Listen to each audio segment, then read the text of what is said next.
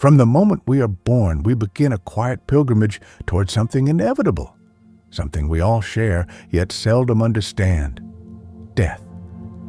The word alone stirs something deep within us: fear, wonder, silence. We live our lives trying to escape it, outrun it, or ignore it. But death is not an enemy. It is not a failure or a punishment. It is a doorway, one that every soul must pass through. We don't speak of it often. In modern society, death is hidden away behind medical monitors and sterile walls. We call it passing, as if softening the word makes it easier to face. But behind that word is a truth far more profound than most of us realize. Death is not an end. It is a return, a sacred transition, not from something, but into something. The soul, who you truly are, does not perish with the body. Your name, your face, your memories, they are temporary garments. But the essence behind your eyes, the presence watching this very moment, that part of you cannot die. It was never born in the way we think of birth, and it will never end in the way we fear endings. It simply moves, evolves, remembers. Imagine for a moment a caterpillar spinning its cocoon. From the outside, it appears still, lifeless, maybe even gone. But something magnificent is happening within, a total transformation, not a death, but a becoming. So too is it with the soul. What we call death is merely the cocoon moment, the falling away of form so that something higher may emerge. And when that moment comes, when the final breath leaves the lungs, when the body begins to still, what happens then? What happens is peace, a softness, a gentle separation. Those who have had near-death experiences often describe it not as frightening, but freeing. The soul begins to lift, sometimes slowly, sometimes in a rush of light. The world below fades. The pain, the struggle, the noise of the physical world all dissolve. And what remains is clarity, silence, and a sense of incredible lightness. This is not imagination. This is recognition. The soul remembers, I have been here before. And then comes the light.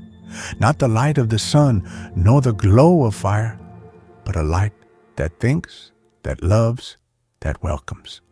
A presence so pure, so all-encompassing, that it is beyond words. Some call it source. Others call it God.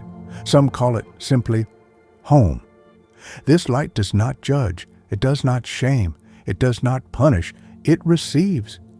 And in that reception, the soul begins to see, not from the limited view of human eyes, but from the expanded lens of eternity. You are no longer bound by time, no longer held by the past or the roles you played. You are pure awareness, meeting your true reflection for the first time in a long, long while. This is where many souls encounter their guides, beings of light, wisdom, and compassion. Sometimes they appear as ancestors, sometimes as radiant forms beyond gender or race. But they are always familiar, always safe. They've known your journey, walked with you even when you didn't know they were there. And then, from this place of love and clarity, something extraordinary happens. The life review. But not as judgment, not as courtroom drama, no gavel, no hellfire, just truth. The soul is invited to witness the life just lived, not as punishment, but as understanding.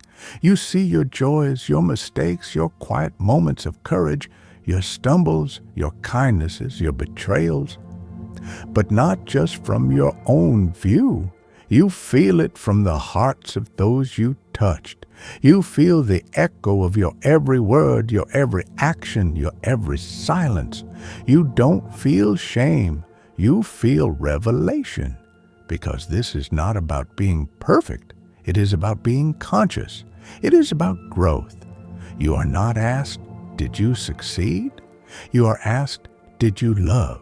did you learn? Were you true to your purpose? This part of the journey is gentle, but it is powerful.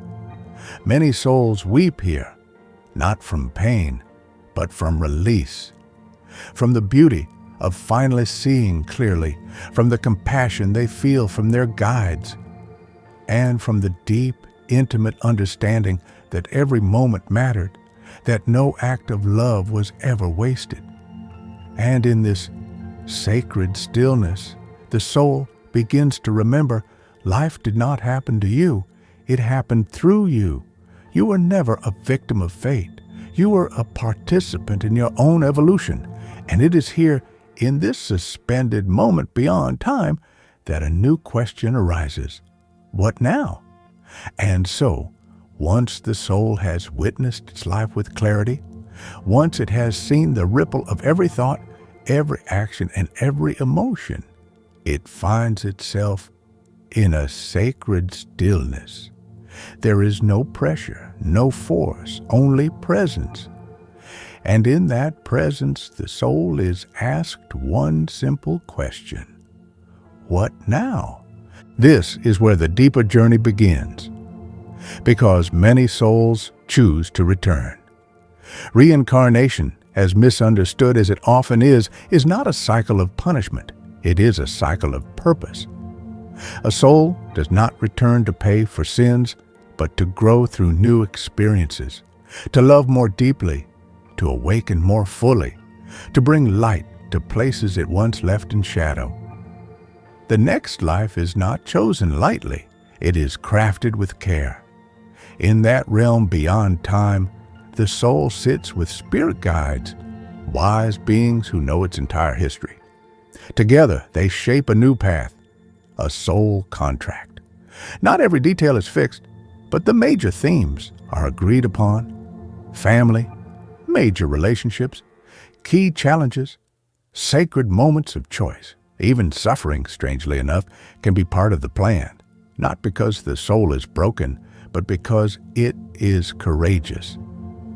Some souls choose difficult lives, illness, abandonment, grief, not for punishment, but as the fastest path to evolution. A child may come into this world with a short life, but touch thousands in that time.